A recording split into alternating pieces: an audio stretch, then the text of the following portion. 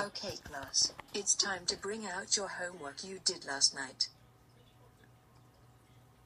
Brian, did you burp in my class? That's it, go to the office now. So, Brian, why are you here? I burp in class, and now I have lunch detention.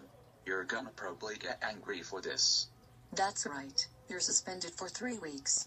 Go home now, you bad boy. Brian, I can't believe you burped in class. That's it. You're grounded for 100 days. Go to bed now.